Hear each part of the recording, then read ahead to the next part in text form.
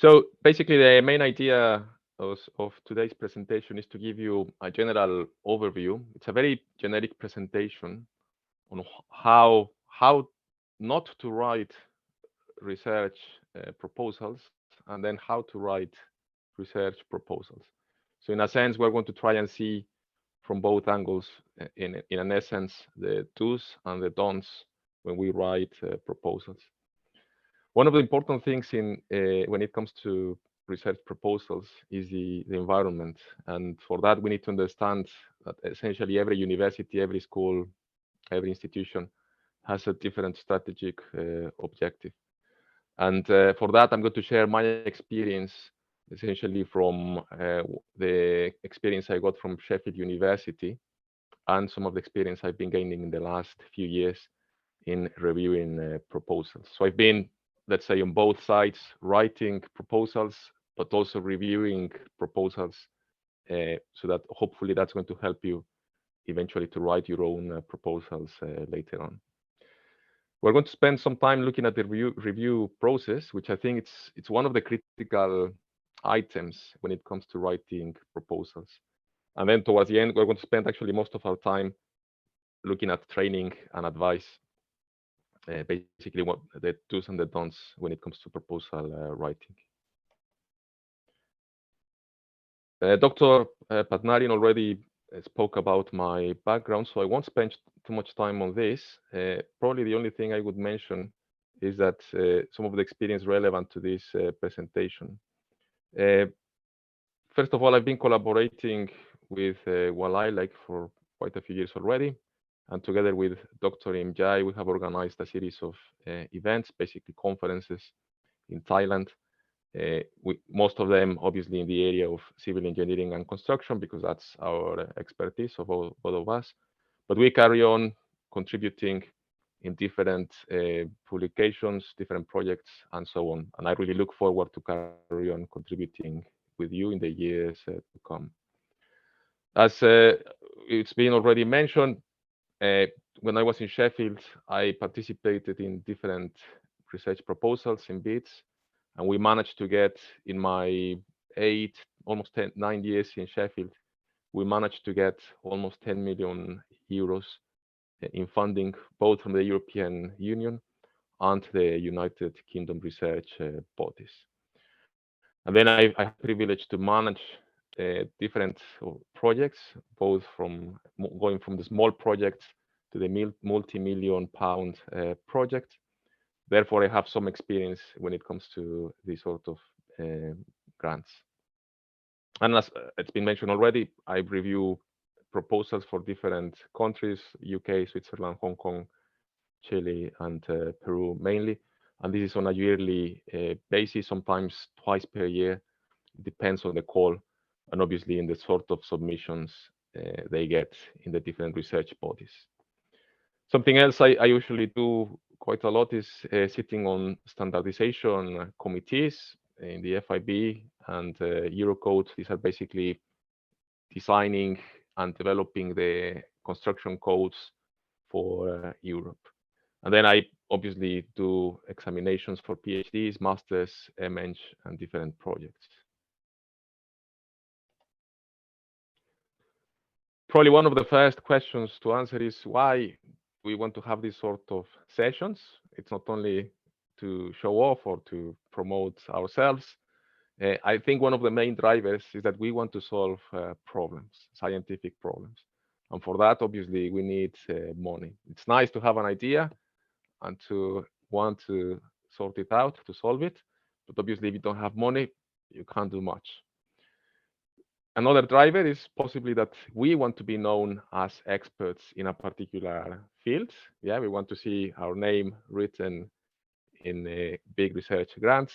And then eventually, hopefully, that's going to help us to get more famous or to be known in our universities or even nationally or internationally. Sometimes funding is needed for academic progression or promotion. In my particular case, if I don't bring money to Warwick University in the next 3 years, they can actually kick me out. I'm not sure if it's the same in Thailand, but at least in many universities around the world, your contract says that basically you have to bring money every now and then to keep things going so that the school, the university is happy with you. Now, funding is very competitive and it's getting more competitive every time.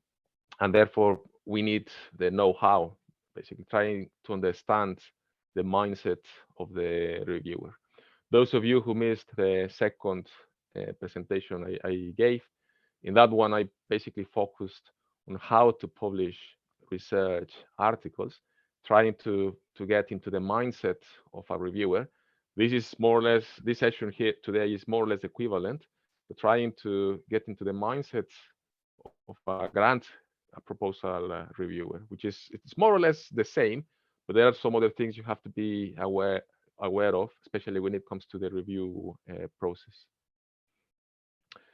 Something else is that it's more often the case now that we have cross and multidisciplinary collaborations, and that's one of the main reasons why when we write research proposals, we have to write them in a more general language, not so specific to our area. But we're going to expand on that a bit later on.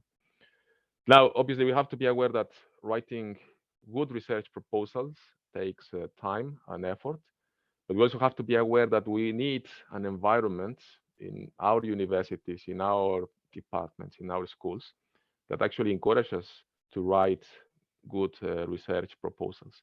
And that has to do also with the review process we have in place in our universities. So we're going to discuss a bit on that. Now, on writing and reviewing research proposals, one of the things I realized is that actually writing proposals is not much different to writing theses and reports, because we always have to start from a problem. Again, we're going to expand on this a bit more later on.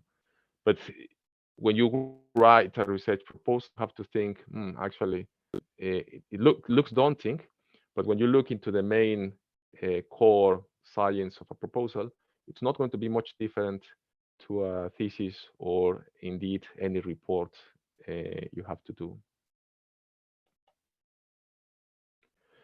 Now, this is some of the things we were discussing in the University of Sheffield just before I left. Obviously, all we want to do is improve our research proposal success rate, because it's very disheartening that you work for weeks or months, you submit a research proposal, and then you are not successful. Essentially, you don't get the money.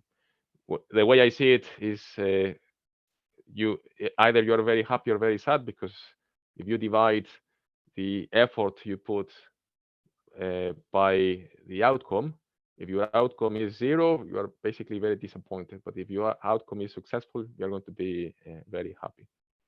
Hopefully, by the end of today, this is the learning objective. You're going to learn how to write better proposals. And as I said before, one of the main items when it comes to writing research proposals is the environment. And for that, we have to look at what sort of support structure you have in place at the moment in your school department or in general in the university.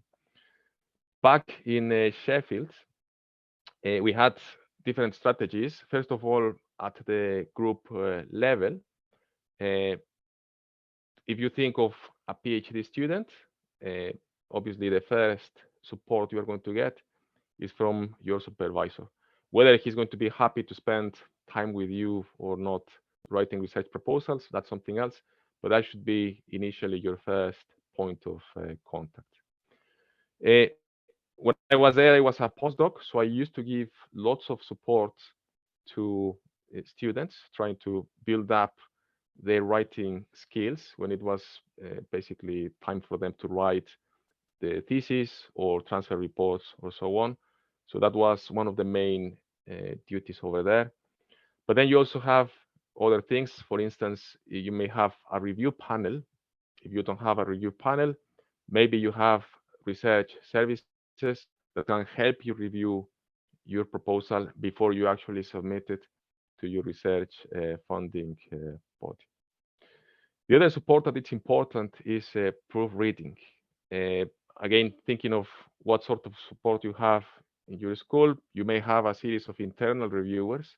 So you write your proposal, you pass it around to different people, and they give you feedback on what to improve, what to basically delete, or other things that may be missing in your proposal.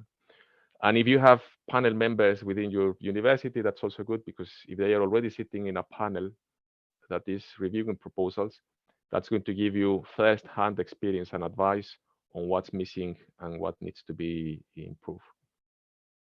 One of the things we used to have in Sheffield, which is, I think it's quite good, is a repository of proposals. So for every single successful proposal we had, proposals that got funding, we would essentially send a copy to our research and innovation service office, and they would keep a repository for future reference. So every time you had to write a new proposal, you wouldn't start from scratch. You already had something to start with.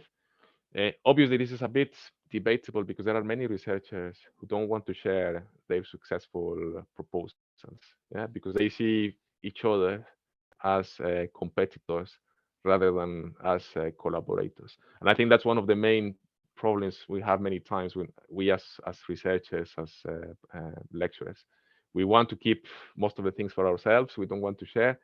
But when you think about big grants, the only thing you're going to succeed is by collaborating with more people. Again, in some universities in the UK, we have something called Red Lining Week. Red Lining Week is basically a week, Monday to Friday, in which we don't do anything else except writing and discussing proposals. No emails, no phone calls, no running around trying to firefight problems in the department. It's basically focusing on writing and hopefully submitting proposals during that week. And I think that's something we need to replicate in many universities, not only in the UK. Actually, in Warwick, we struggle with that because we don't have a red lining week like in many other universities. So we're pushing, trying to see if we can get that week to just write proposals. I won't expand too much now in the review process because I have another slide on that. But something else we were working on back in my days in Sheffield is on a how-to guide, basically trying to put in a single document most of the things you need to know to write a good proposals. And again, training, I'm going to expand on the training later on, basically looking at the do's and don'ts. As a group, back in Sheffield, when we got those 10 million euros, we had a group plan, and that's one of the main reasons why we managed to get large amounts of money. Obviously, one of the main things is to work as a team, to develop and maintain a coherent and single group strategy. But it doesn't have to be only at the group level. It can be at the school level, at the faculty level, or even at the university level. So you have to work together to put something together and develop your own group plan. Again, something of importance is training. And this is one of the things that they used to emphasize a lot back in Sheffield. They would train everyone, not only lecturers, not only professors, but even PhDs. So every year we would receive training on how to start writing research proposals. So when you finished your PhD, you already knew more or less how to go about writing a research proposal. Again, talking of a guideline for the future generations to come after you, there is always good to have a how-to guide and to have some sample proposals. In particular, this was at the group level. And then one of the things we used to do is, for instance, if a PhD student had to submit his transfer report after 9 or 10 months of starting his or her PhD, This PhD student would write the transfer report, and then in small groups, we would go around reviewing the transfer report. So they would start writing the report, they would probably share it with someone else, and then they would come to me, and then they would go to my supervisor, and it's basically escalating up in the responsibility ladder. So usually you start in small groups, ideally reviewing proposals, and then at the end you move on to the formal review process with different peoples at the group level, at the school level, faculty level, and so on. The review process, again, to me, this is one of the critical things when it comes to writing proposals. And as you can see here, there are different steps that we used to take on to be successful in securing proposal funding. First of all, obviously, when you write your research proposal, one of the things you have to do is probably share it with your peers. If you are a PhD student in this talk today, that's basically other PhD students. If you are a junior academic, your peer is going to be another junior academic. If you're a professor, your peer is going to be another professor. So at the review level 1, you basically write your proposal and you share it and you ask your opinion, the opinion of other people similar at similar level as you are. Now, they may or may not have expertise in the same field of study you are doing. So at the level 2, you go to an expert in the field. And again, that can be at the group level, at research staff, or somebody who's expert, ideally at the senior level. So it can be a full professor or somebody who's more expert in the area than yourself. At revision level 3, you look at other senior staff, probably a professor, but not necessarily an expert in your field. And again, this is one of the reasons why when we write proposals, we have to make them relatively general, not too specific to the subject we want to study. And again, this one can be a member of a review panel or an academic with expertise in funding applications. Again, in this case, he may not give you expert advice, but he's going to look at your proposal from a higher level, yeah, trying to examine the weaknesses and the strengths and what you can improve in it. Review level 4, you always have to check finance and resources. That's basically an internal check within your department or within your university, and it's always good to check your figures. And then at level 5, it comes the proof reading, when you basically pass around your proposal to a few people, make sure that everything is consistent and coherent, and then you proofread, and then you proofread until you're happy and the rest of the reviewers are happy. And then review level 6 is essentially final approval.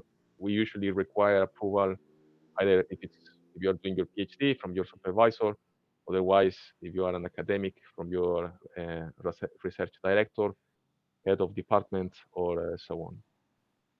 Now, probably most of you operate at level R0, so somewhere up here. That's basically you work on your own and you submit your proposals on your own. Uh, it may work, but in general, if you're thinking of big research grants, it's not going to work like that. It's going to take a lot of pain and several reviews before you can actually get a big research grant. As you can see here, I have 6 steps, but you can actually make it longer if you want. And it's always important to keep this in mind. Yeah, when you write a big research proposal, the more people review your proposal, the more the chance you're going to have in getting that funding. Very briefly, things that can go in a how-to guide. Obviously, the how to generate ideas, planning of the work, networking, finances management. Why, what, how, and who. To me, again, this is critical. And in this how-to guide, you can explain the process on how to go about defining the problem, what to do, basically the methodology, and so on. The internal rules, assessment forms within the department or the school, who can assess and review your proposal within the department or the group, and obviously the review process at the end, which, as I said, it's probably one of the critical things. So you have to think in your university if this is a good strategy. Maybe you can generate a guideline for yourselves and think how we can go about creating this guideline so that everyone benefits, not only at this point, but later on, if somebody wants to start a research proposal, they don't have to start from scratch. They can come to this guideline and say, well, basically, I start with ideas, then I need to go planning, networking, and so on. Okay, so we're going to spend most of our time in this series of slides on the writing training. I divided the training in 6 sections: generating and presenting ideas, planning ahead. Again, planning ahead is important. It's not that you start writing your proposal on a Monday and then you finish by Friday. Well, it might be the case, but again, if you're thinking of relatively big research grants, you need weeks, if not months, to write a good research proposal. And obviously, you need to consider the time you're going to take to do so. Then networking awareness. It's always important to have a general vision of what's happening around you in your particular area of research. Finance and resource management, the reviewers, and then how to write proposals, looking at the do's and don'ts. So number 1, generating and presenting ideas. As academics, as PhD students, as researchers, we are very good at coming up with great solutions, and that's fine. The main problem is that a proposal doesn't need a solution. It needs a problem first. And this is one of the things I found out very quickly when I started reviewing proposals. At least half of the proposals I reviewed, they start with a solution. It doesn't work like that. You have to start with a problem. Yeah. Because if there is no problem, first thing you have to ask yourself is why do we need a solution if there is no problem to solve? Yeah. So we always start with the problem definition first. Now, to define the problem, there are many ways to tackle problem, but the way I see it is we have to go back to global challenges. In all our countries, we face the same issues. Yeah, environmental issues, overpopulation, hunger, health now with COVID, you name it. We have all sorts of issues. So when you are defining and you are writing the problem and writing your research proposal, you always try to go back to the global challenges. In my case, for instance, I do concrete. Yeah. So I can say I can have a proposal on how to make better concrete. Okay. So I want to make concrete better. What's the main problem? Concrete uses cement. Cement produces lots of CO2. What's the problem with CO2? It goes to the atmosphere. It creates environmental issues. And then you take it then to the environmental issues. That's a global challenge. And that's the point you have to start with in your proposal. Yeah, we all have environmental issues. We have lots of CO2. And then you narrow it down until you go, I'm going to make better concrete by getting rid of the cement or using replacements for the cement to reduce the amount of CO2. Think of also societal problems. Say, for instance, you are doing research on what on the heart. That's related to health and well-being. So again, you go back to the global challenges. An easy way to do it is actually to go to the United Nations development goals. I think they have like 14 development goals. So even if you are doing very specific research on something, you try to track it back to the global challenge, and then in that way, you can justify your research. Again, we have to mention the scientific challenges, why we have to do it, and why you have to do it, in particular in your school or in your university. I'm going to expand a bit more on this later on. And something else that it's very important is to try and quantify the size of the problem. Again, thinking, because I do concrete, you will see that in my presentation, that's the clear bias I have towards. Um, Try to quantify the size. I'm going to make concrete better. Yes, but how much? I'm going to reduce CO2 by 10%, 50%, 100%. And again, that's one of the things that I come across very often when I review proposals. I'm going to make this or that better. Yeah, but how much? Give it in percentage. Yeah. Say how many times. I'm going to make it twice better or 10 times bigger or whatever it is. You always try to quantify the size of the problem. Sometimes it's difficult and you have to do a lot of literature review to try and quantify it.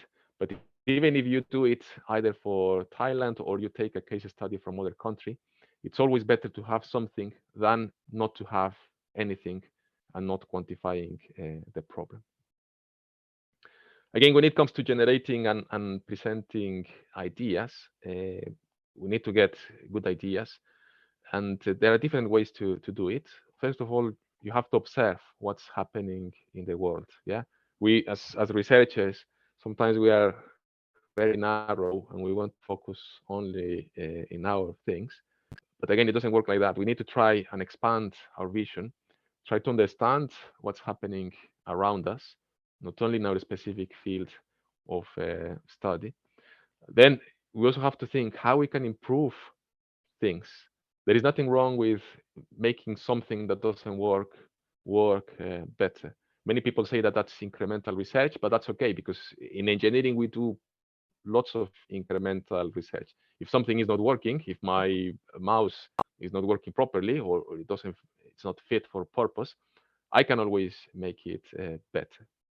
And whatever research area you are focusing on, be passionate about your topic. We can actually read when someone is passionate about the topic or not in the research grant. So if you show that you are passionate, I can actually read it and say, oh, actually this guy likes his or her topic. I'm going to give him or give her money to carry on doing research in the same field. You can always brainstorm with colleagues to get ideas. With industry, industry is a bit tricky, but you can always go and ask industry. Yeah, you can say, how can we help? Many times, I myself struggle with that. Uh, you don't go to industry and tell them, look, this is my solution, take it or leave it. Again, that's going to be really difficult. And obviously, they will probably shut the door on your face. You go to them and tell them, how can we help? Is there any particular issue you have in your industry that you want to solve? You can also go to government officials, authorities. If you go again to the government, you can go to the national, local government. They always have problems to solve. Again, thinking in civil engineering, when it comes to seismic codes, it's the governments who actually deal with that. And they are always looking for help to improve either construction codes or seismic codes or environmental codes and so on. So if you go and ask them what sort of problems do you have, they may actually give you problems to solve, and then you can get support from them to solve those problems. And even non-experts, you can talk to your parents or to your grandparents, to your uncles and aunties, and ask them, what do you think we should be solving as engineers, as doctors, as scientists? What particular issues do you think we should be tackling? Sometimes they are not the problems we think they are. So it's always good to ask around and get more information to see what sort of problems people are facing.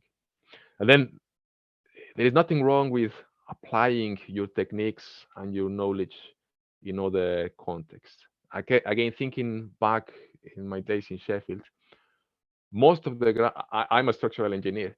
Most of the grants we got were not coming from structural engineering calls because there is basically no money in structural engineering. So the most of the money we got was either coming from environment calls, um, waste management, training networks, and other sources that had nothing to do transport. Other sources I've never done transport. They had nothing to do with the structural engineering. But you can always try and find ways to tackle problems from different angles so that you accommodate different proposals to different calls, looking at slightly different angles. And obviously, that's going to broaden your perspective and your chance of getting funding.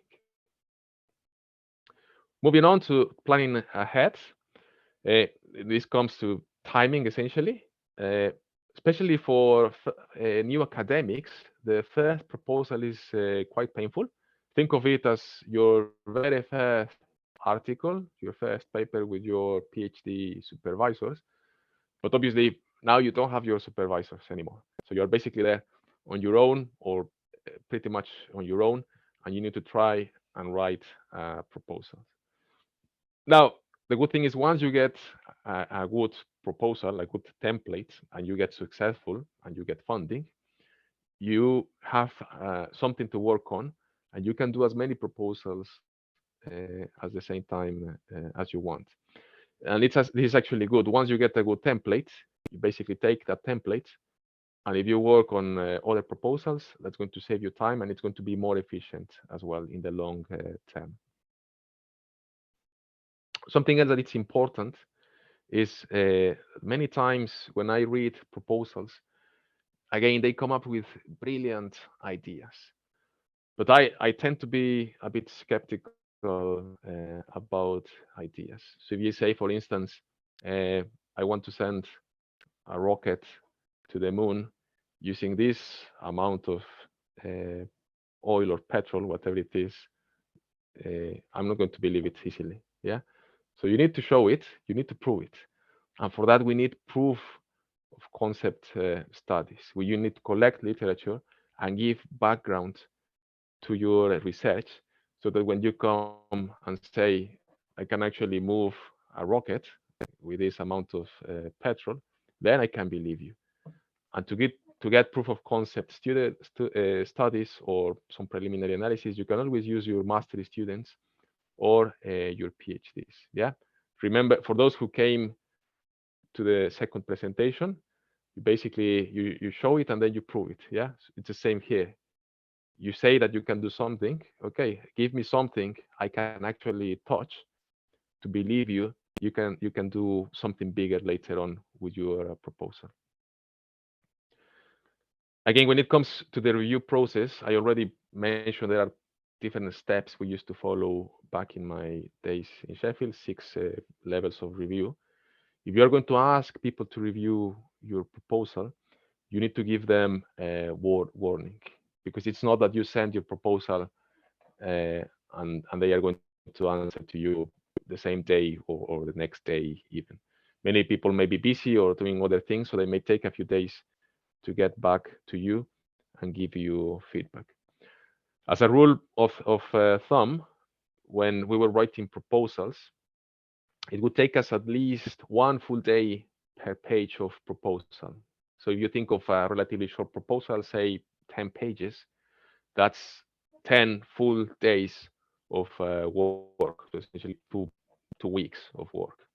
And then when it comes to the review process, those 6 hours I showed you before, think of at least one day per each reviewer. So if you are asking another 5 people to review, that's another 5 days. So that's 3 weeks already, plus other checks. a 10-page proposal, it's going to take you probably around a month at least to get it out. And then once you start checking your proposal, this is the advice: you review until all those involved in the proposal and in the review process are happy with it and the proposal is ready to submit. Moving on to networking and awareness of what's happening around you. I actually have this text in red. Just keep it in mind. The more the friends, the fewer the enemies you have, especially when it comes to proposal writing. Uh, we always have to try and link up with other academics and researchers, not only locally but also abroad. And that's important because we cannot work in isolation anymore. There are many ways you can actually link with other academics. One of the things we used to do back in my days in Sheffield was to try and help senior academics and people sitting in committees in many ways we could. So, for instance, if you know, I don't know, a professor that he's very good in his research and he's doing great stuff, but his English is probably not very good, and then maybe your English is better, you can go and ask him or ask her, you know what? I can actually help you publish your articles, polish your articles to get to those Q1 journals we were discussing last week. Or maybe, again, if he or she is not very knowledgeable of internet and how to use IT, you can go and say, actually, I can help you back up all your files on Google Drive or Dropbox or whatever it is. So you can always go and offer your help. And obviously that's going to open many doors because if you help them, they are going to help you. Yeah. If you need a support letter and you help them, what do you think they are going to say? Obviously, they will say, yes, of course. If you help me, I help you. It's as easy as that. So you can always go and ask senior academics to get support and try to network with them. Linking with industry. Industry is always a bit tricky because usually when you go to them, you think you are begging or you are asking for something. So they are not very good at collaborating with academics in general. There are exceptions, obviously. But again, think of it as in this way. If they have a problem, you can go and ask, what sort of problems do you have? And if they have a particular problem, it might be something relatively small. You can say, okay, I'll solve your problem for free. Yeah. And if that's the case, obviously, when you need help or you need a support letter for your proposal, of course, they are going to say yes because you already helped them. Yeah. So think again of industry in those terms. You sometimes you have to sacrifice time and effort for the sake of linking with industry. Again, talking to institutions, government, standardization committees. Again, this is something I already discussed briefly, but particularly when it comes to standardization committees, uh, it's many people think it's actually difficult to get into these committees. In some of them, yes, you have to be almost like a god to get into those committees because they are very strict in the requirements to get to those committees. But in most of them, it's relatively easy to get into committees because basically you're working for free. You can go and say, oh, you know what? I can actually help you with this particular part of this code of this standard, and in that way you start getting into the committees, making friends, making yourself known, and then eventually, when it comes to reviewing proposals, things can change. And this is because it's not the same when I review a proposal from someone I know and from someone who I don't know. If I see your name in the proposal, in my mind, again, going back to the previous presentation, rather than reject, it says accept because I already know you. Yeah. So sometimes it's the same with PhD students. When if they come to you and they ask for help, and if they are there in your you are in his transfer review, or you need to assess the PhD student, it's going to be a bit easier because you know the student. It's going to be easier for them, and it's going to be easier for you as well. So try to get into these standardization committees if you can. Conferences, meetings, and so on. Obviously, now it's a bit more difficult with COVID, but when you are in a face-to-face conference, let's say, you can always ask clever questions and show interest in people. Yeah, don't just go and stay with your friends all the time. Try to interact with other people, make friends, because again, when we know someone and we are reviewing a proposal for that person, again, in our mindset, it's very difficult to reject the proposal from that person. Linking up with major research projects and networks. Again, if you're aware that something is happening around you, if there is a big project running and you are doing something similar to what those people are doing in that particular project, you can always speak to them and tell them, can I somehow join the network and probably get training, go to meetings and so on. Most of the times they will say yes, but we don't have money. That's okay. You can always say, okay, I'll fund myself. I'll follow you. Yeah, not necessarily participating actively from the very beginning. But then later on, as you go with the network, maybe you are doing something similar, and you can go to them and tell them, actually, I'm doing something similar to you. Why don't we collaborate a bit on this, on that?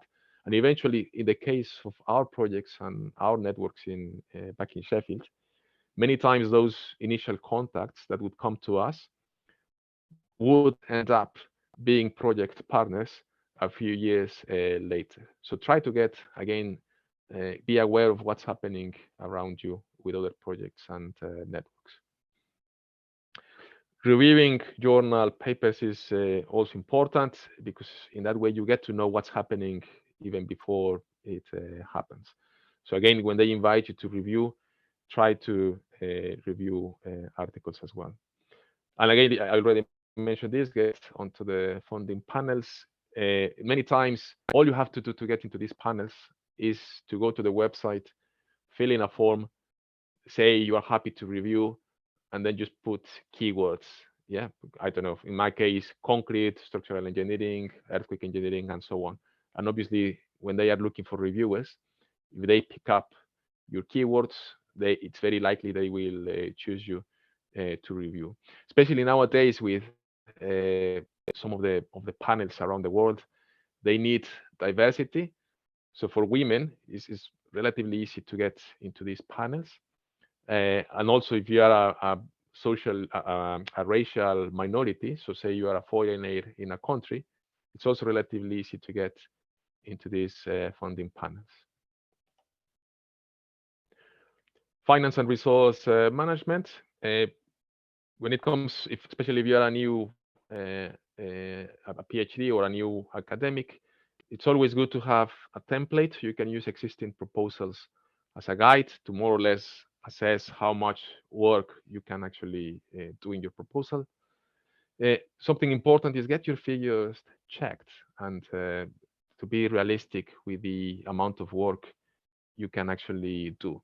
And again, I've reviewed proposals in which, in the methodology, they say, okay, I'm going to do 10 different tests assessing 5 different variables, and then I need 3 different samples for 7 different days. Okay, so you multiply those, the number of tests comes to the hundreds, and it's only one person in the proposal. That's not feasible. So one of the first things we check is the work feasible? And keep in mind that when we review proposals, one of the things one of the questions we usually have to answer is the proposal feasible? And this comes to checking the figures. Is the amount of work reasonable for one person or two people or whoever the number of people is. So try to get always your figures checked when you go around checking with other people the amount of work you can actually do. Because many times people, especially when it comes to PhDs or new academics, they put hundreds of tests because they think, oh, this is the only way I'll get funded. It's not necessarily the case because we check those figures when we review the proposal, and if it doesn't make sense, obviously we're going to penalize the proposal for that. Now, we always put some work, but don't put too much work. You always have to leave a bit of what we call fat. When it comes to, if it's a PhD, put some extra time, a few months, just in case you need some time or something goes wrong in your PhD. If it's a research proposal, leave some money aside just in case something happens. Yeah, so that's going to give you some flexibility when it comes to doing your research work. Something important is, again, do not overcommit resources. Don't say I'm going to do hundreds of tests in a few weeks time, because again, that's something we can identify very quickly when we review the proposal. If it's your first grant, if you're a new academic and you don't have much experience in management projects, my advice is to put a partner, an experienced partner in your project. It can be a professor or someone senior within your group, within your department. Uh, but in that way, again, when we review and we say, actually, this lecturer has been in the post only for 2 or 3 years and coming straight from his PhD, but he has someone behind him or behind her who can actually guide them with a research proposal and with a project. That's going to give us confidence that you are going to be on track of delivering whatever you're proposing in your grant. If you have postdocs, again, this is something we used to do a lot back in my days in Sheffield, is try to get the postdocs to help. They need training to write proposals because many of them want to be academics in the future. So you give the work to them, and then they pass it on to you, and you collaborate with them to get the proposals out. Actually, that's the way I learned how to write proposals. Yeah, in my years of postdoc, 5 years of postdoc in Sheffield.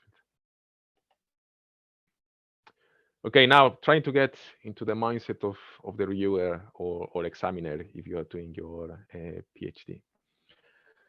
Uh, who may review your proposal or your PhD project? It may be someone you choose, maybe a friend, maybe someone with experience or expertise, maybe from industry. Uh, it might be anyone in these days. When they send proposals to review, they usually choose at least one expert in the field and someone who may not be an expert in the field. And again, to emphasize that that's why we need to write proposals in a more general way rather than trying to tackle specifically only one single panel. So think of it as someone might be an expert, but someone may not be necessarily an expert. It might be someone who actually cares, and I'll tell you later on why this is the case. Yeah, because many times we don't have time to review proposals as efficiently as well as we would like to. The one who reviews your proposal may be biased, so maybe towards science. So some people like to see lots of mathematics, equations, and so on. So it might be someone who's biased towards impact. In my case, that's my bias. So if there is no problem and there is no impact, in my mindset is why to fund it. Yeah, what's the actual problem he's trying to solve? Is there actually a problem to solve? If there is no problem and you come to me with a proposal that there is no problem and there is no impact, most likely I will reject it. Again, if you go to a professor who's very picky with spelling or grammar, and you take a bad proposal to him or to her, obviously he or she is going to reject it. Might be biased towards presentation, so getting nice drawings, nice tables, nice charts is also important. Or he or she may be biased towards a specific topic, and that's why we need to try and cover all these possibilities. Yeah, I know it's difficult, it's not easy, but we need to think of all these people, and that's why it's important to ask as many people as possible around you to review your proposal, because they may have similar bias to the people who are going to review and mark your proposal. Now, when usually when I get proposals from different parts of the world, and you are asked, okay, Reyes, we want you to review those proposals. Uh, I think I'm smart, and I may not be smart. That's probably my impression, but may not be smart. But reviewers are definitely not stupid. So you treat your reviewers as if they are actually smart people, and you write it to that level of knowledge. Yeah, so they have to be properly written. I, Reviewers in general, we also think we are important. Yeah, because if the government of Hong Kong or the UK ask you to review, you think, oh, actually, I'm important, and we are invisible. Many times, depending on the funding body, sometimes the review is double blinded, so you don't know who the applicant is, and they don't know you. Sometimes you know the applicants, but they don't know you, and sometimes you essentially know both. It really depends on the funding body. But most of the times, you are invisible to the applicant, to the one who submitted the proposal. So in that sense, we are like lions, yeah. So we move in the rainforest or in the savannah, and then we basically are trying to prey on the proposal. Something else you have to think about is that most reviewers are people like us on this call. Yeah, so we are busy dealing with admin, research, teaching, so on, family life. We're juggling many times, so we always tend to underestimate the time we need to do a proper review. And I've heard of stories of people spending only 10 minutes reviewing proposals. So you only have those 10, 15 minutes to give them the information they need. Something else is that obviously a reviewer expects to see the questions in the proposal answered. Yeah, all proposals have sections you have to fill in, aim and objectives, impact, so on. So stick to what the proposal is asking you to submit. Be very clear in all the sections you are actually you actually have to fill in. And remember, we also have to fill in a form. Yeah, so try to answer our questions as well. In general, reviewers don't like acronyms or jargon and to waste time. Again, thinking of concrete, you have recycle aggregate concrete RAC, and then you have recycle concrete aggregate RCA. After 5, 6 pages, I already forgot which is RCA and RAC. So I need to go back and waste my time trying to remember which one is which. So try to make it simple for the reviewer and try not to use too many acronyms. Or if they are used, uh, don't abuse them. Just use them as few times as possible. Of course, we all reviewers, we like easy to read proposals. So again, try to make them easy to read, and keep in mind, some of them may only spend 10, 15 minutes in your proposal. So make it very easy for them. And then we all like our answers, our questions answered. Again, we have to fill in this form. The questions we get are not necessarily the same questions you get in your proposal, the sections you have to fill in. But if, for instance, aims and objectives, that's for sure going to be asked. Are the aims and objectives clearly stated in this proposal? So you have to make sure you have those sections clearly highlighted in the proposal so that when we get them, we can quickly go and say, oh, actually, yes, this are here. I can literally copy paste or tweak whatever you wrote and take it to my form because that's going to save me time. And then I have this at the bottom. If you are asked to review a proposal, either from your peers or from someone else, you always have to try and be like a lion. Many times we are actually more critical of other people's work, so you need to try and be like a lion. Yeah. Again, going on who can be your reviewer, whoever can help you to review. Yeah, anyone can be your colleague, friends around you, family, even your dog can help you review your proposal. Now, your dog or your cat may not be smart, so you try to use owls, and by owls I mean an expert in the field within your group or your faculty or your school, uh, and eagles as well. And by eagle I mean a senior member of staff, probably a professor, with a more general knowledge and with some experience in proposal writing.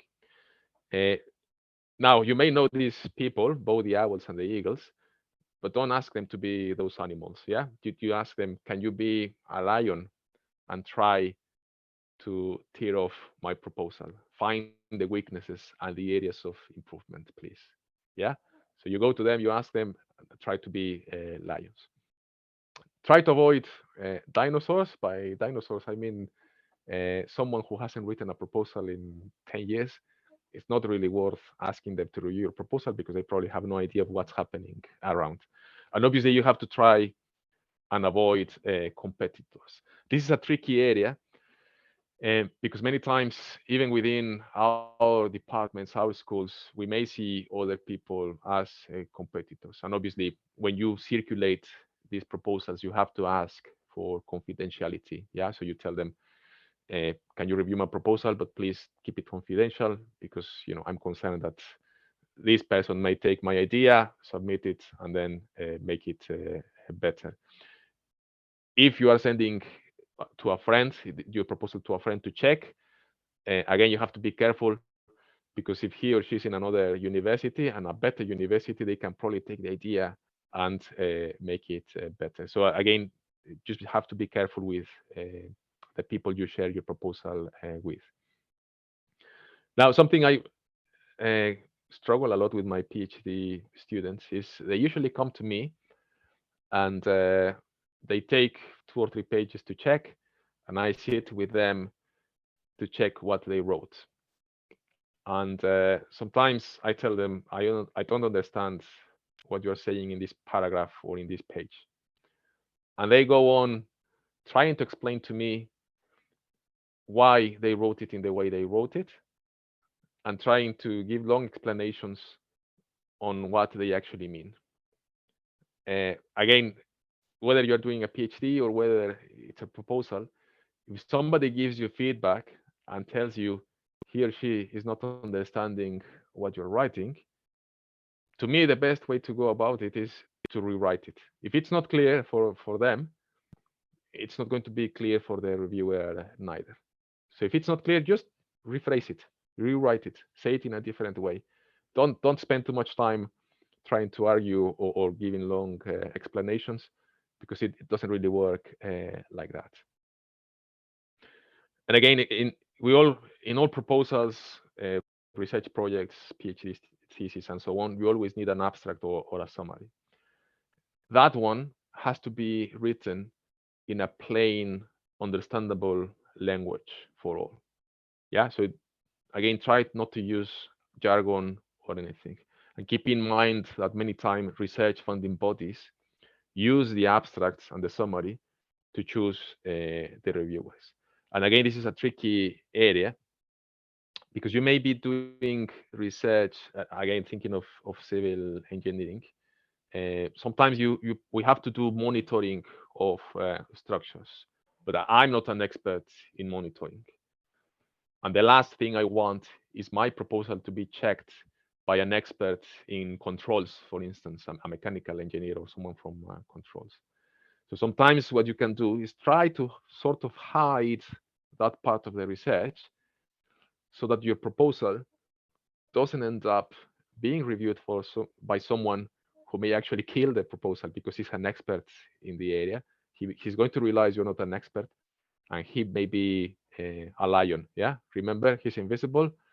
He may jump on your proposal and kill the proposal. So there are different ways you can go about it, and you have to be careful on how you write your abstract and your summary, because that's important when it comes to the review process. Okay, I'm almost 1 hour already, so I need to speed up a bit. So why? We need to spend now the rest of the time basically looking at how to write the proposals. The why is essentially the problem, the need for the research. Yeah, so you have to explain very clearly in the proposal why the research is necessary. Again, you always go back to the global challenges. Yeah, environment, health, overpopulation, hunger, whatever it is, the area you are doing. Try to go from the general and then move down to the more local and then to the specific. And if you remember in my previous presentation in the for the one on journals, it's pretty much the same. You go from the general to the specific. It's pretty much the same here in proposals. Try to address societal concerns and capitalize on expectations and fears. I come from an earthquake prone country. So I'm especially from the south of Mexico. There are lots of earthquakes there. So when they send proposals on earthquake engineering, I usually say yes, yes, because I'm very afraid of earthquakes, yeah, and damage coming from earthquakes. Uh, Health. If you are doing research on the heart and heart diseases and so on, and I had a stroke a few years ago, obviously I'm going to fund your research, yeah, because I'm afraid of dying. So you can always play with that and capitalize on the reviewers' fears and expectations. You have to state the problem very, very clearly, and I mentioned already, quantify the problem as much as you can. And then you have to define the scientific challenge. Yeah, it's submitting a proposal and saying, I want to do this research because my software is not running. It doesn't work like that. Yeah. Or I want to do it because this work has not been done before. Yeah, but why has not been done before? There is probably a reason why. So you always define clearly what the scientific challenge is. Again, you always work towards a solution, not from the solution. So you start with the problem and then you take the reader to the solution, not starting from the solution. Then you have to explain clearly the expected impact and the benefits from the research. And that's essentially for every outcome you may have coming, for instance, from your tasks later on in your methodology. Now, I'm going to say a few words on impact, because again, this is another area which I think it's important. When I review impact, I've seen many things. I've seen anything from a repeat of the state of the art, some things from the methodology, but many times it has nothing to do with impact. So when it says impact, do impact. Yeah, don't bring up things from other parts of the proposal. You have to try and explain and quantify what the expected benefits are. And I'm giving you here a quick list just to think about what you can think of impact. In terms of society, are you saving lives with whatever you're doing? How many lives roughly can you quantify? If you quantify, is better. Are you improving health, policy decision making? Are you helping to do better management in a particular area, to do better organization? Are you developing better techniques to improve academic knowledge or science? industry? Are you making an industrial process more efficient? Are you making it faster, or are you developing better procedures? Can it go into the education? Yeah, whatever I'm doing can potentially be transferred into teaching in this particular module in my university, such and such and such years. Can it go into standards to have better, more cost-effective guidelines or codes? Are you making it cheaper? Yeah, how much cheaper? Give us an idea of how much. Can you make it faster? Because obviously time is money. If you can make it faster, that's good. In terms of safety, are you doing health and safety better? Do you have better procedures? So what we usually do, you make a list, and then you go and say, okay, this is what I'm making better, and then you pick up the best bits you think, and the ones that can have more potential impact. And when you do this sort of lists, you will see you actually end up with a very long list of impact, and then you start just chopping down whatever you don't need. So think along these lines when you are preparing your impact. I cannot show you many examples, especially coming from other proposals I review, because obviously there is a confidentiality issue there.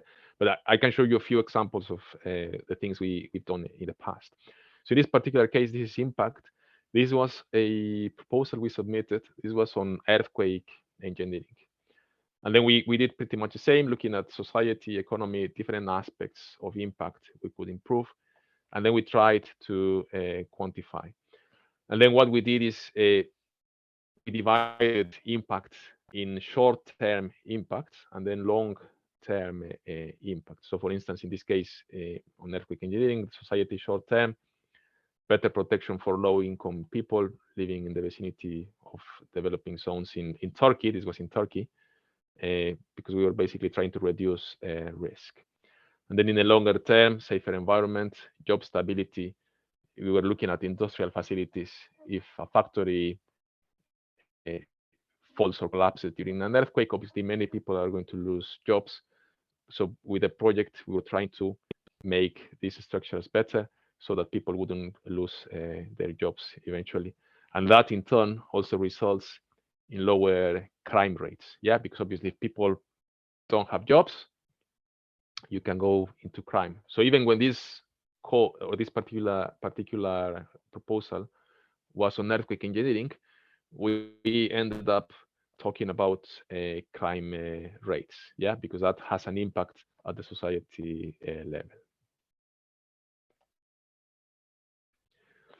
State of the art is always you have to include it in your proposals, and the state of the art confirms the need. Yeah, why we have to do it, and also the scientific challenges. Two things to cover in the state of the art. First of all, it gives you the historical framework of why you are doing what you are going to do in your project, and it also shows an integrated overview of what's happening in terms of research. So these two things have to be there.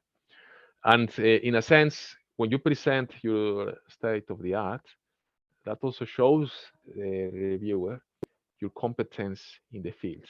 Because if it's state of the art has to be broad enough, but then eventually has to be narrow enough to define the need of why you have to do whatever you're trying to do with that research. It also provides a theoretical background for the methodology, because sometimes it helps you to avoid repetition. Many times in the methodology, if you need to do tests, and you can define your tests earlier on in the state of the art, saying, well, for instance, in this particular code or in these guidelines, you are asked to test this number of specimens. When it comes to the methodology, you don't have to repeat, we need to test this number of specimens, because you already mentioned it in the state of the art. You only say, okay, I'm going to test according to this guideline, which was already mentioned in the state of the art. So in that sense, the state of the art should help you also with your methodology. And again, saying this research has not been done before doesn't really help us. If you say, for instance, uh, this research is needed because this government report or this article says that this research is needed, I may not agree with that, but if somebody else is saying it, then I believe you. Yeah, because that means you're actually supporting your case and saying why this particular research is needed. Okay, now we move on to the what, aim and objectives. How you will address the identified problems, that's basically the question you have to answer. And then you have the aim that helps the reviewer write the review. Remember, we always have in our review form, are the aim and objectives feasible?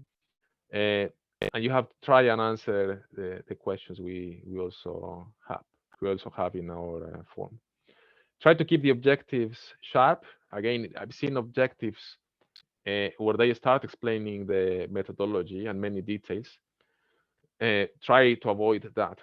Keep them sharp, short. As a rule of thumb, I would say objectives should be probably 2 lines long, no more than that. You can always leave the details for the methodology. Something else is that try to link your objectives to your tasks or work packages later on in the methodology. Why? Because if I see an objective that doesn't have any work later on in the methodology, then it doesn't look good. You can have, say, for instance, 2 tasks or 2 work packages to meet one objective, or the other way around. You may have 2 or 3 objectives in a single work package, but then just make sure they are linked to each other. Uh, Try to put the science first and then the technology, especially for us as in the engineering field. We usually tend to put the technology first and then the science, but we have to do it the other way around. Yeah, try to put the science first and then all the technological aspects dealing with tests and so on later on. And then try to answer these questions to yourself. Why is this not the job for a consultant? Why does it need to come to me as an academic?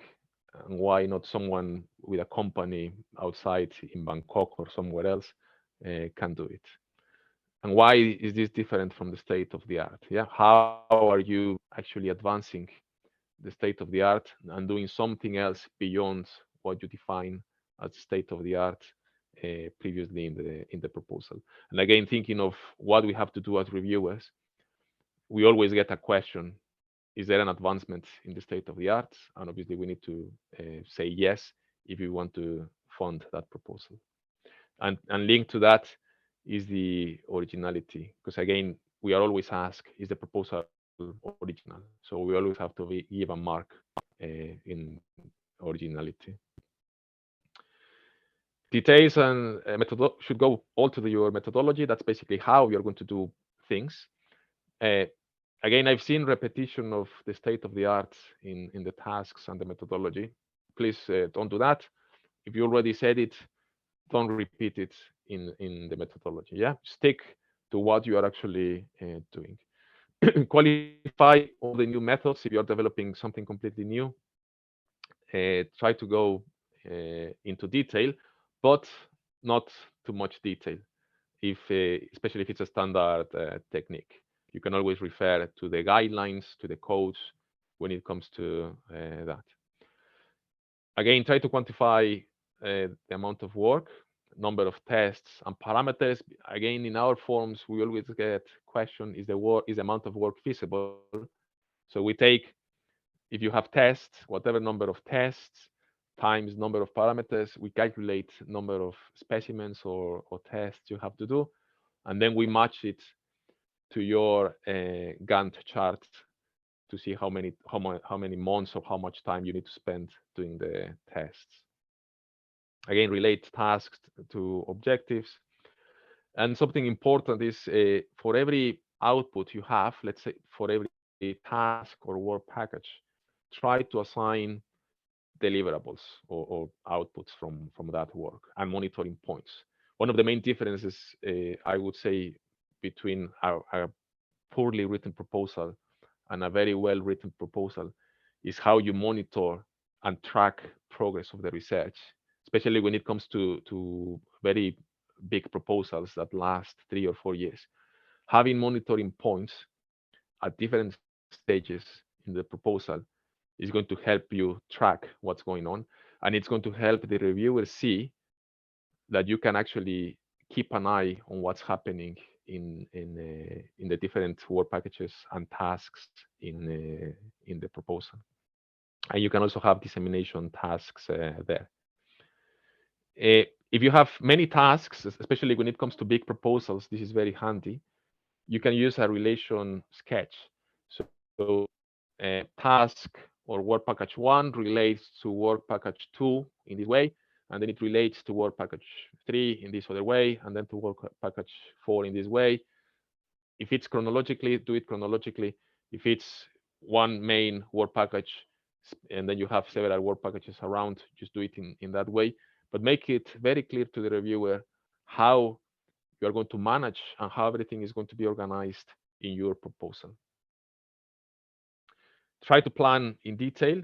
As I said, I think to me, the monitoring points are critical, and avoid linear Gantt charts. I think I'm going to, if I have, yeah, this is an example which is probably better to explain. Again, this is from one successful proposal we had in my days in Sheffield. It had different years, 3.5 years here. So you can see the months up to month 42. And this is only coming from one work package. We started this one after this particular work package after 3 months, and you can see we have actually different colors. So this green here is slightly lighter than this one here, and that's because we were defining periods of low and high intensity. So in some tasks, which are shown here in the list, you're going to have periods where you don't need to do too much work. To pick up on one, for instance, here, task 2.2, long-term performance and durability testing. You have to do lots of work at the beginning. That's why this green is darker. And then you only do monitoring during certain months. And then you do more tests towards the end, destructive tests, and so on. So the periods of more intensity are at the beginning and on the end. And then in the middle, there is less intensity. So the work is not so much demanding. There are different tasks running in parallel. And if you see, it looks diagonal. And this is something it's important. Sometimes you don't have to wait for one task to finish to start the other one. Yeah, you can always overlap. And I think it's actually better to overlap tasks. And then this is what I was mentioning before, control points. So after month 9, we have a monitoring point here called a milestone, and then another one here, and then another one here.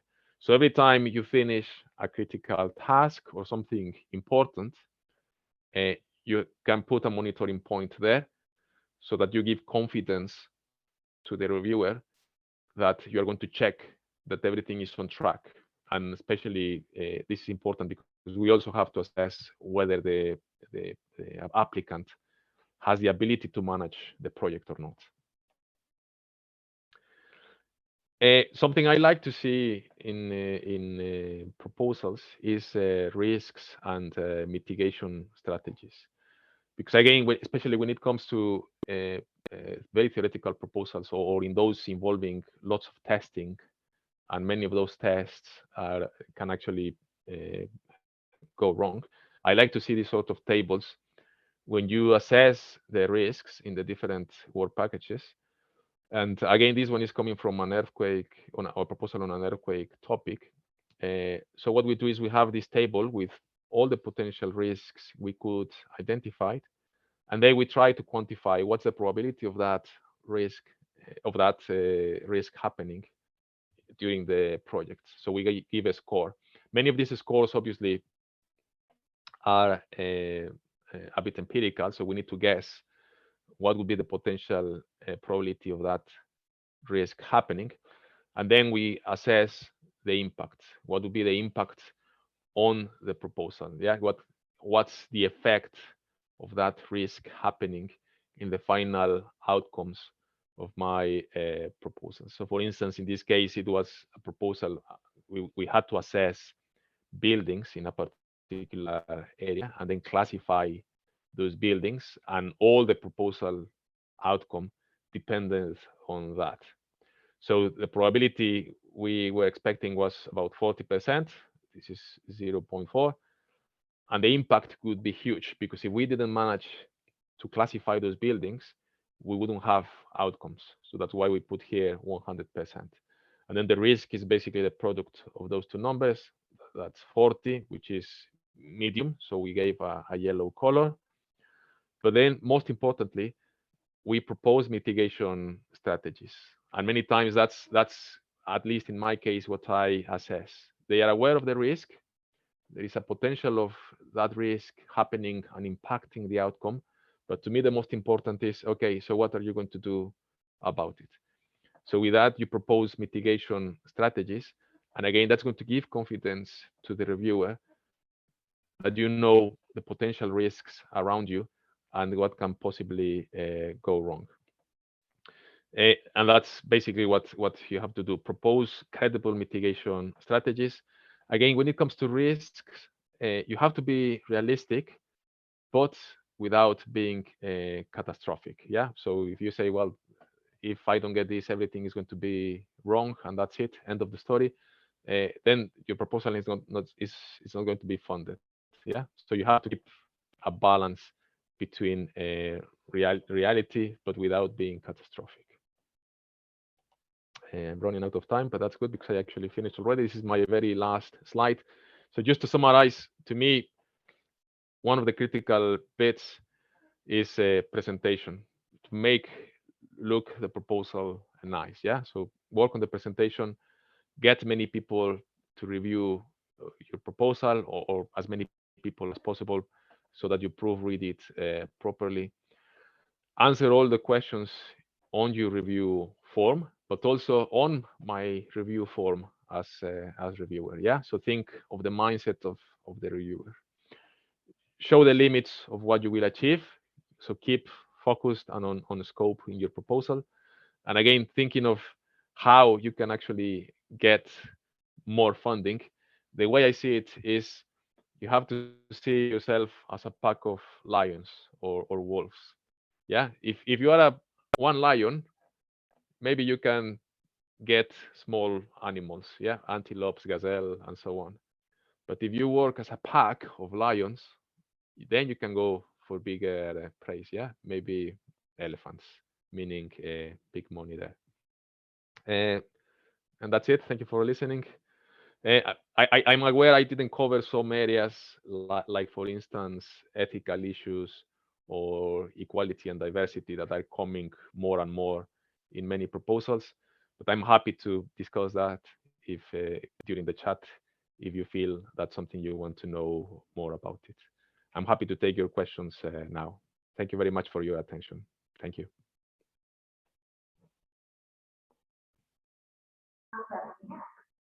Thank you very much, Dr. Reyes.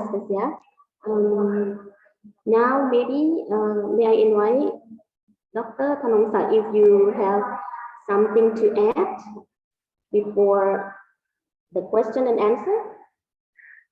Well, yes. Thank Dr. Reyes. In fact, we have worked together on research and proposal writing. So what he said that I've been using for my whole life until now.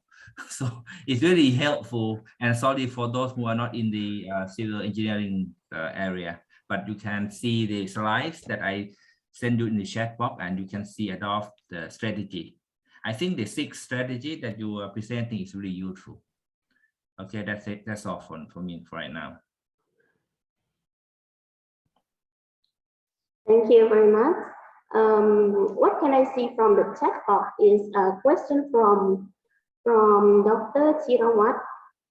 One question to Dr. Reyes. He is asking that if I know the problem, but I don't have an optimal or novelty solution, what should I do? Do you have any suggestion? Dr. Reyes, please. Yes. If you know, I suppose it depends on the size of the problem. He or she may be thinking of a like the big scale problem. Obviously, again, thinking of I don't know, CO2 emissions. I cannot solve the CO2 emissions on my own, but I can split the problem and contribute to something relatively small.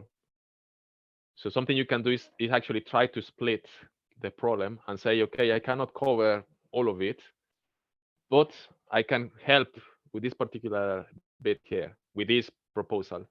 Maybe next year or in 2 years' time, I can do the other bit and then move on progressively.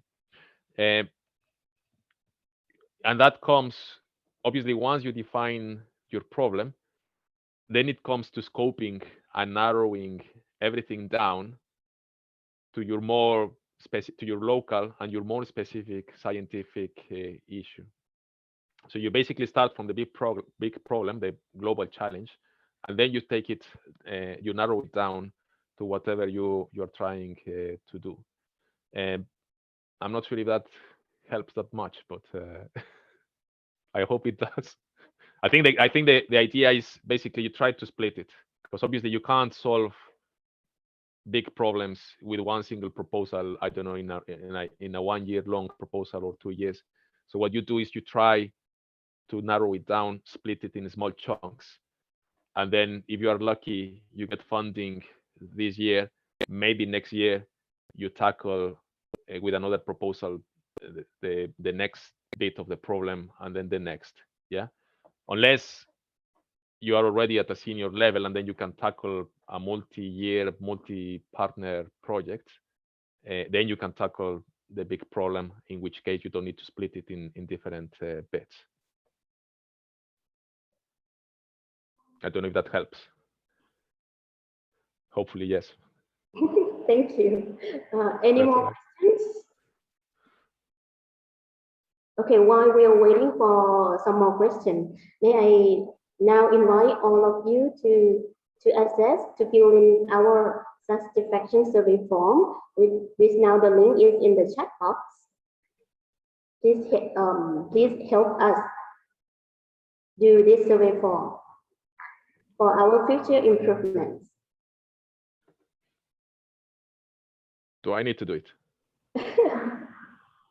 I can say excellent presentation. You can say directly to Dr. Panadin later, probably in the 2 days later. Yeah.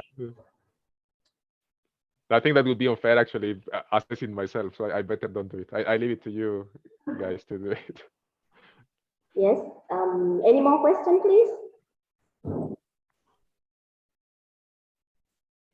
The today recording, If they don't have, we will be posted it on our CIA web page and Facebook for a later review. So you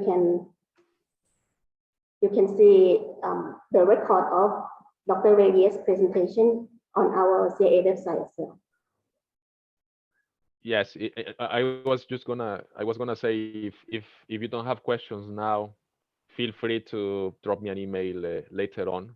I mean, I'm not an expert in everything, but I can tell you sometimes I go to Mexico and I deliver more or less the same presentation, and I've seen two proposals, and I helped someone to get funding in how cows can produce more milk by changing the formula, the food formula they were given.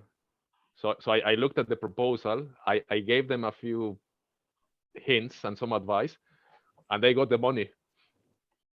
So even if I'm not an expert in milk and cows, I can see if there is actually a research problem and a scientific challenge to solve, and I can more or less tell you whether you have to to improve something or not. Yeah. So even if it's not in engineering, I can look at the proposal like an eagle, yeah, from the top, and see if everything makes sense.